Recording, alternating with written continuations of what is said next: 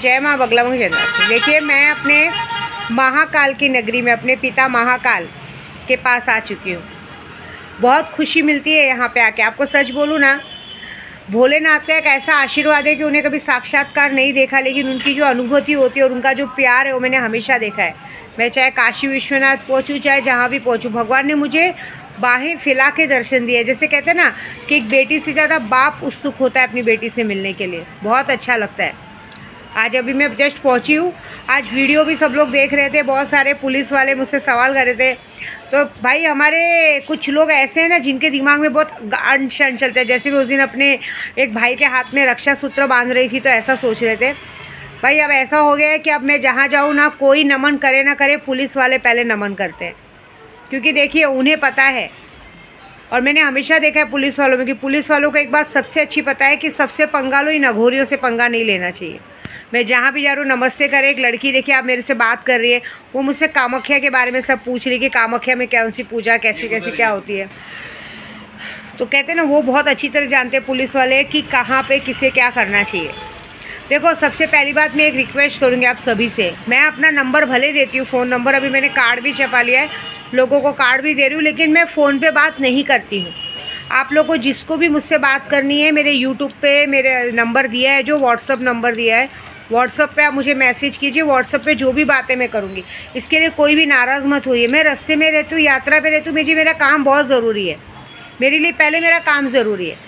आज सावरिया सेठ के बहुत अच्छे दर्शन हुए। मेरे गुरुजी भी आज बहुत खुश थे। कहते हैं कि कसम से बोलो तेरे पे प्राउड फील होता है कि तूने हर जगह अपनी छाप छोड़ी है। सावरिया सेठ जी तुझ पे मेहरबान है, खाटू श्याम जी तुझ पे मेहरबान है, रामासा पीर तुझ पे मेहरबान है। सोच तुझे इतने अच्छे दर्शन मिल रहे हो, बहुत बड़ी बात है। ये तो मेरा कर्म है। आखिरकार मेरे बेटे हैं वो, ये भले कोई माने ना माने, मैं तो केशव ही मानती हूँ उन्हें, मेरा बेटा मानती हूँ। और बेटा अपनी माँ से मिलने से पीछे कैसे हट सकते हैं। आज सावरिया सेठ जी के दर्शन करने को गई, सब लोगों ने हाथों में नोटों की गड्डियाँ ली थी, गड्डियाँ दे रहे थे, पता है आपको। लेकिन मेरे हाथों में मैंने तो सिर्फ 1000 रुपया चढ़ाया, क्योंकि मैंने बोला अभी मैं तो अभी आपको 10% का पार्टनर बना रही हूँ। तो 1000 रुपया चढ़ाया, और 1000 रुपया चढ़ाने के बाद भी मुट्ठी भर के मुझे कमल का फूल मिला, मुट्ठी भर के मिठाई मिली मेरे साथ। और मेरे आसपास में इतनी औरतें लोग खड़े थे, किसी को पंडित जी ने वो चीज़ें नहीं दी। बहुत बड़ी बात है मेरे लिए।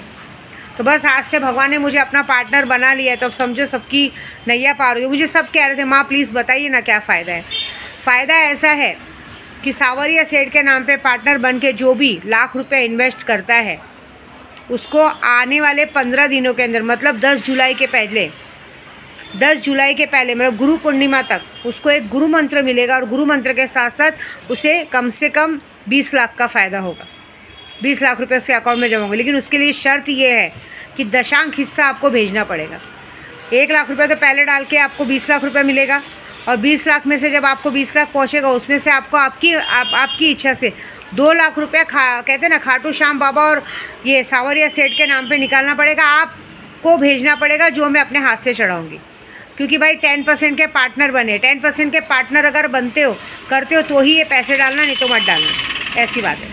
बाकी मैं सबको कहूँगी, चाहे कोई भी कितना भी बड़ा, कोई कितने भी बड़ी पद पे क्यों ना हो, आप मुझे फ़ोन करेंगे, मैं फ़ोन नहीं उठाऊँगी। आपको जो भी काम है व्हाट्सअप पे बोलिए। मैं ऑनलाइन काम करती हूँ, मैं किसी से नहीं मिलती हूँ। मैं मंदिर में, देखिए मेरा मेन स्थान कामाख्या है।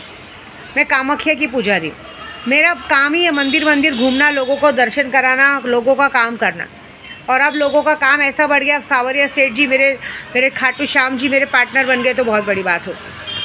देखिए सुबह किसी ने कहा कि माँ आपने बात बीच में रह गई थी, आप माया मैडम को इतने ताने क्यों मारती हैं। गलती उसकी ये है कि उसे जो काम नहीं करना चाहिए, जब उसका पति 2 बीवियाँ रखता है तो उसे बात का एहसास होना चाहिए कि उसे कोई हक नहीं है कि उसकी दूसरी बीवी से पूछे बगैर उसके पति को अपने मायके बुलाने को। भले ना उसके मायके में उसका भाई ने लड़की पैदा हो, लड़का पैदा क्यों, मुझे उससे कोई मतलब नहीं है। वो जगह ब्लैक मैजिक वाली, मैं इतनी बड़ी पुजारी हूँ, मैं जानती हूँ कौन सा चीज़ कहाँ आता है। क्योंकि जब उस आदमी ने उल्टी किया, उसके पेट में से शमशान की मिट्टी बाहर निकली है। एक बात याद रखना, मैं माया मैडम को बोलूँगी, अगर दोबारा तुमने वापस से फिर से दोबारा कभी अपने पति को अपने मायके ले जाने की हिम्मत की, तो तुम अपने एकलौते बेटे का मरा हुआ मुँह देखोगी। याद रख लेना, ये बात याद रखना। दोबारा अगर तुम्हारा पति फिर से कभी भी तुम्हारे मायके में पैर रखा, अपनी मर्जी से भी वो जीत करके गया, तो उसके आने वाले महीने भर के अंदर तुम अपने बच्चे की मौत की खबर पाओगी। तुम्हें 5 साल के बाद तुम्हारी औलाद हुई, मैं खुलेआम बोल रही हूँ, क्योंकि ये मैं नहीं करूँगी। तुम्हारी जो गंदी नीति है, तुम जो बाबा के पास जाती हो, तुम्हारे घर वालों को किसी को नहीं पता कि तुमने अपने बच्चे के लिए बाबा के पास जाके अपनी इज्जत तक सौंप दी है। ये बात तुम्हें पता, किसी को तुमने बताया नहीं है। तुम्हारी माँ इसके अंदर पूरी की पूरी गंदे में, इस गंदे काम में हकदार है। और तुम्हारी जो फ्रेंड सर्कल, तुम्हारी फ्रेंड बन रही है ना, उनको ये बात पता नहीं कि तुम्हारा साथ दे रही है ना, देख लेना आने वाले समय पे उनके घर में भी उनकी किसी न किसी एक औलाद की मौत होने वाली है। तुम्हारा गलत काम में साथ देने की वजह से उनके घर में उनकी औलाद की मौत होगी। विद्या देवी दिल में जगह देती है, दिमाग में जगह मत लो। तुम लोगों ने विद्या देवी की दिल में जगह रख के सीने पे, पीठ पे छुरा खोपा है, ये बहुत गलत बात है। कोई बात नहीं, जिसकी जैसी करनी वैसी भरनी। मैं आज खाटू श्याम के नाम से कह रही हूँ कि अगर आइंदा तुमने ये गलती की, क्योंकि देखिए पति तुम्हारा अकेले का नहीं है, अगर तुमने दोबारा गलती की, दोबारा तुमने अपने माँ बाप के घर पे ले जाने की कोशिश की, तो आने वाले महीने भर के अंदर तुमने बच्चे की मौत देखोगी। क्योंकि तुम जो बाबा के पास जाती हो, तुम जो शमशान की मिट्टी करती हो, वो कहीं ना कहीं वो असर तुम्हारे ऊपर आएगा। सीधी बात है, तुम्हें यह कोई हक नहीं है। तुमको जाना है जाओ, तुमको जितने दिन रहना है रहो, तुमको जिसको बुलाना है बुलाओ, तुमको यहाँ जिसको रखना है रखो, कोई मनाही नहीं है। लेकिन ज़बरदस्ती किसी और को टारगेट बना के उसके ऊपर काला करनी, जादू करने का हक नहीं है। दूसरा एक और बात, अगर दोबारा तुम वापस से कभी भी भीमनगर में दिखी, क्योंकि तुमने वही हरकत की, तुम्हारी वजह से तुमको 3 बार 4 बार माफ़ करने के बाद भी तुमने मेरे और पति के बीच में आई हो। हम आराम से यात्रा करते, तुम लोगों को अच्छी सुख सुविधा दे, तुम्हारी ज़िंदगी अच्छे से हो, तुम्हारा बच्चा अच्छे स्कूल में पढ़े करके हम मेहनत करते। लेकिन तुम लोग क्या करते हो, इंसान जैसे ही मेरे साथ यात्रा पे रहेगा, तुम लोग झगड़ा लगाने की कोशिश करते हो। तो सीधी सीधी बात है, अगर तुम दोबारा भीमनगर में अपने घर पे दिखी, वहाँ पे पहली बात तो मैं सच बोलूँ तो सबसे बड़ी नीच तो तुम्हारी जेठानी है, आम्रपाली, जिसको जरा भी शर्म नहीं। उसको पता है कि वो अपनी सौत को घर में बुला रही है, रख रही है, इतना सारा बात बोलने के बाद भी, तो भी वो तुमको वो अच्छा मानती है, क्योंकि अब तक उसके साथ धोखा नहीं हुआ है। उसको खुद को सोचना चाहिए कि मैं 3 बेटियों की माँ हूँ, ये अपने बेटे का हक लेके कभी भी मेरे पति को मुझसे छीन सकती है, कभी भी ये दावा कर सकती है कि मैंने बेटा पैदा करके दिया। इस जगह से कभी भी वो कर सकती है। इस बात को डर के बदले वो अपनी ज़िंदगी अच्छे से जी रही है। और दूसरी बात, वो तीनों बेटियाँ बहुत ख़तरनाक है, याद रखना। सबसे बड़ी वाली बेटी और दूसरी नंबर की बेटी तो तुझसे बहुत नफरत करती है। और जिस दिन उनको पता चला कि तुमने उसके बाप के साथ, मतलब उसकी माँ के साथ चीट किया है, उसकी माँ के रहते हुए भी उसके बाप के साथ तुमने रिलेशन रखा है, कोई तुम्हें मारे ना मारे, वो दोनों बेटियाँ तुम्हें जहर दे के मार देंगी। तो अगर तुमने वहाँ पे भी कभी कदम रखा तो एक बात याद रखना कि फिर उसमें भी तुम्हारे साथ जो होगा बहुत बड़ा होगा। आजीवन के लिए तुम्हारा हाथ पैर टूटेगा और तुम अपने बच्चे से हाथ धो बैठोगी। ये लिख के लेना, मैं सीधे खुलेआम बह रही हूँ। अब की बार माफ़ी नहीं है, तुम्हारी सज़ा यही है। तुम्हारी सज़ा ये कि तुम लोग तुम्हारे साथ जो लोग ने अच्छा किया ना, तुम उसके साथ बुरा करती हो। तुम्हारी सहेलियों को तुम्हारे साथ रहने का शौक है, रहो। जब उनके बच्चों की मौतें होंगी ना, तब उनको पछता होगा, क्योंकि गेहूं के साथ घुन पिसेगा। यह अघोरी का वादा है। जो तेरा इस गलत काम में साथ दे रहा है, चाहे तेरा यार हो, चाहे तेरा प्यार हो, चाहे तेरी बहन हो, चाहे तेरा भाई हो, चाहे तेरी सहेलियाँ हो, सबके घर में उनकी औलादों की मौत होगी। ये मैं लिख के दे रही हूँ, और नहीं होगी तो तेरे जूता मेरा सर। बात खत्म। दूसरी बात, मैं आप सबको कहूँगी, पूजा पाठ में मजाक मत लो। मैं पूजा पाठ करती हूँ, मुझे पसंद नहीं कोई मुझे डिस्टर्ब करे।